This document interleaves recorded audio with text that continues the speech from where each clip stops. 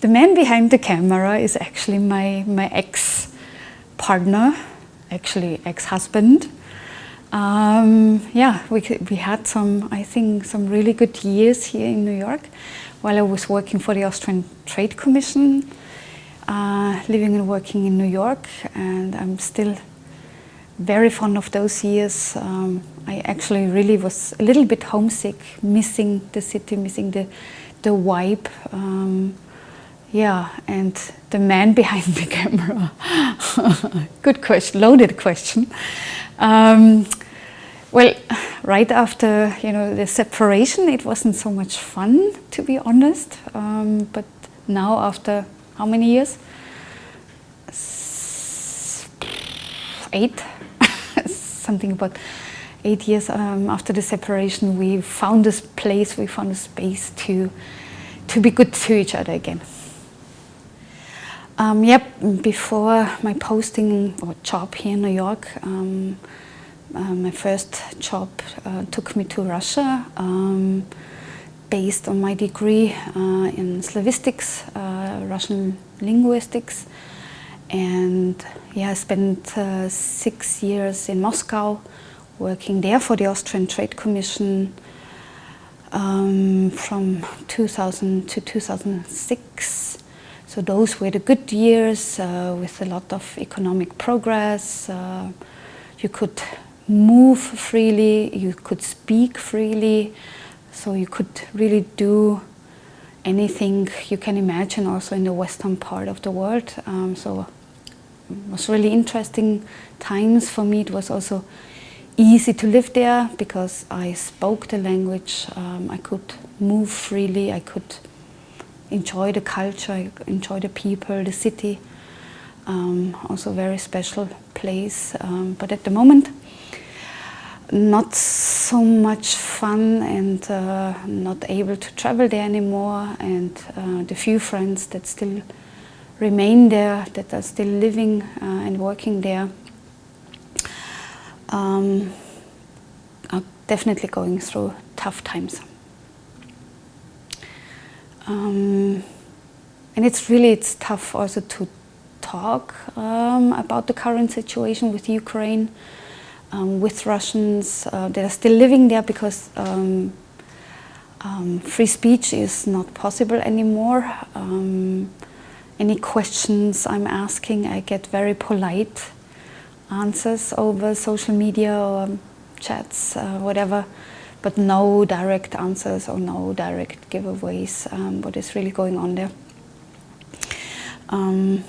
It's really just the news that we get in Europe, and when those friends make it finally to Austria, where we can have a decent, honest conversation, where you get an impression of what is actually going on there. I think if you are very much interested and open to Western newscast, I think you can, over the internet, you can, you still have access to certain channels that are reporting what we get, or the news that we get in the West. But any Russian channel is based on propaganda, newspapers, TV, even social medias, with their bot factories. So they're really working on their own reality and their own perception and storyline. Honestly, I haven't been to Russia in how many years? 6 to 7 years. And you could feel sort of ever since I left there, over the years, how they tightened, politics in Russia tightened the screws on every sort of social, civil aspect of life there. A lot of friends and expats left already the country before the war, because life got tougher and less fun there, and companies had trouble staying on the market, with all kind of how do you say, action taken by the public sector or the more private one you can choose. And so there were not a lot of expats and friends from abroad left there anymore before the war, so the situation was already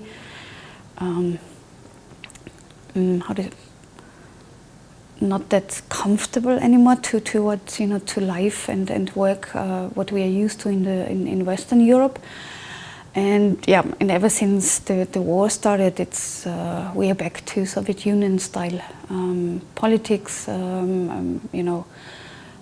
expressing your opinion. Because just recently also saw a report about people starting snitching again on their family, on friends, on the neighbors. So it's really life and approach to the current political situation to what they had during the worst of the Soviet Union time. So, yeah, first of all, I definitely have to say that I'm not a Russian citizen, not a Ukraine citizen. I'm from Austria. I just have this, linguistic background and from my experience of living and working there. But that also admittedly happened some time ago. I have a degree in international relations, but ever since I'm focusing on more economic topics than political. But I'm a very curious person and always heavily interested in the country, in the culture, in the people. But what we in Europe, sort of the status quo and what the discussion and the conversation we have in Austria,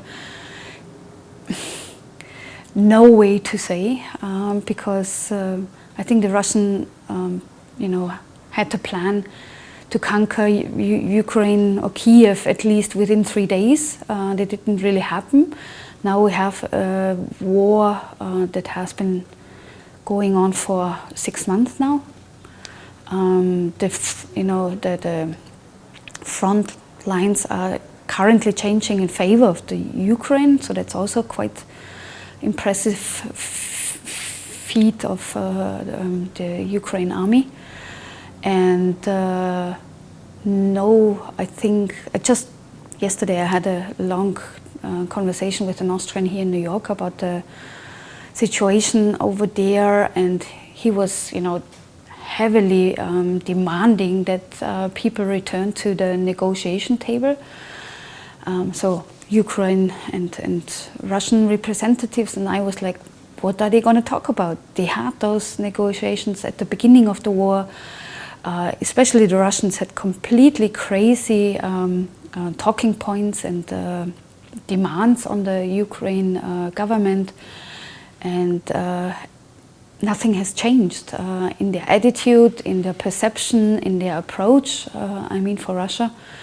So for me, it's actually tough to see that they're going to find a solution at negotiating.